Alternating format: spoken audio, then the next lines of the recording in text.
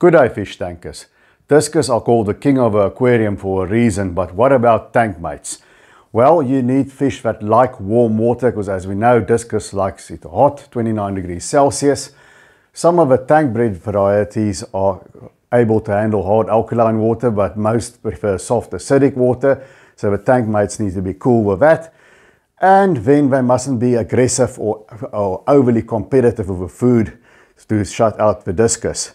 Here's some usual choices and a controversial one at the end.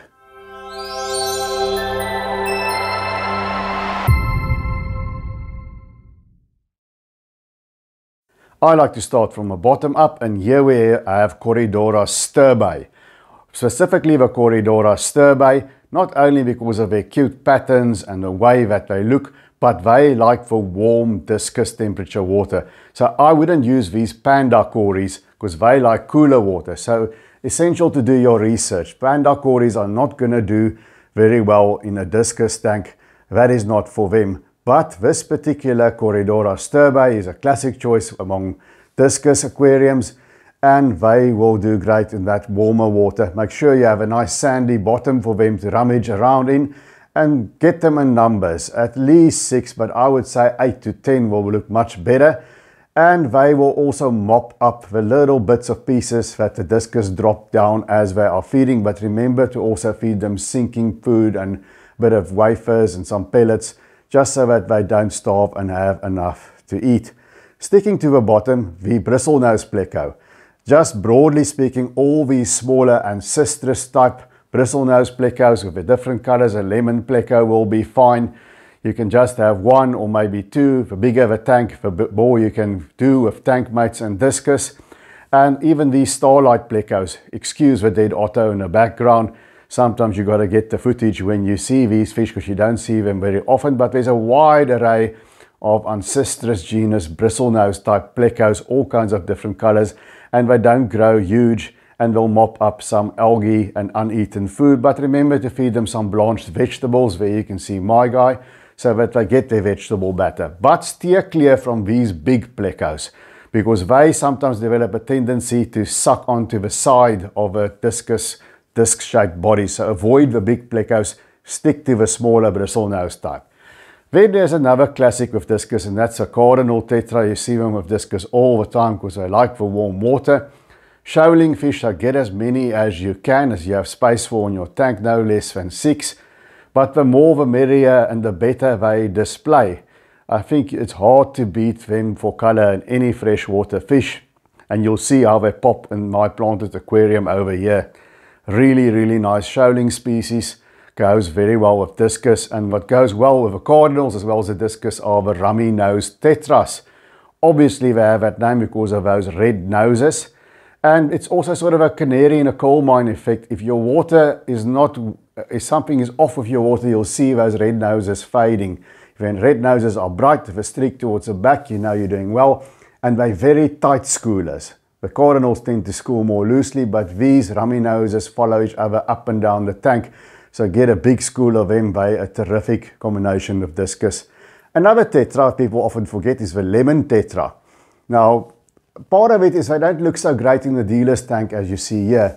But as their name suggests, once they're in a planted tank, that yellow from what you see there on the anal fin becomes sort of pronounced throughout the whole body, gets a yellowish glow. And they also work very well with discus. You can see in one of George Farmer's videos, he's had a discus tank with these lemon tetras in. And it's an unusual choice of discus, but they look very nice if you're looking for something else. Then the German blue ram. Now this I think works very well with discus because they like those same high temperatures. German blue rams don't do well at lower temperatures. I would suggest getting a pair. If the tank is really big, you can even have 2 pairs. Make sure they have a little coconut cave or hardscape that creates a cave, a bit of a hidey hole for them. Have 2 or more caves on opposite ends of the tank so they can stay out of each other's way. And they're a small cichlid that won't outcompete your discus, and they're not able to bully your discus because of their size, and they work really well in a discus tank. That's one space where a German blue ram can work quite nicely. And have a sandy substrate because as you see here, as their scientific name Microgeophagus, small earth eater, suggests. They like sifting through that sand, and that's just a very nice addition to your discus aquarium. Now here's another choice of a dwarf cichlid, Apistogramma mcmasteri. This particular one also likes the water a bit warmer, and they'll go well with a discus tank. You just treat them the same as the German blue rams. I've got a single male in my tank, which is not a discus tank. I had a discus tank in the past, but they will do very well with your discus, and it's something that's a little bit off the beaten path, not the usual suspects. So mcmasteri can work really well. And there you see they like their ideals as well. And here comes the controversial choice, and that's the angelfish. Now some say yes, some say no. You must tell me in the comments below, what do you think, you discus guys? Angelfish, are they a yes or no with discus? I would qualify that. You know, they are very much the same habits as discus. They also have sort of similar looking bodies, but they are definitely a bit more robust than your discus. As you can see, these two jaw locking, it's a form of fighting. They are a little bit more robust. So I would put them with adult discus. I wouldn't put them with juveniles that you are trying to grow out. If I had discus like these, I'll put some angels with them, because they won't outcompete the bigger discus, but I wouldn't grow them up with juvenile discus. I think they'll outcompete your discus. Well, that's it from me, guys. That's all I have for you today with discus and tank mates. And remember to take good care of those domestic denizens of the deep.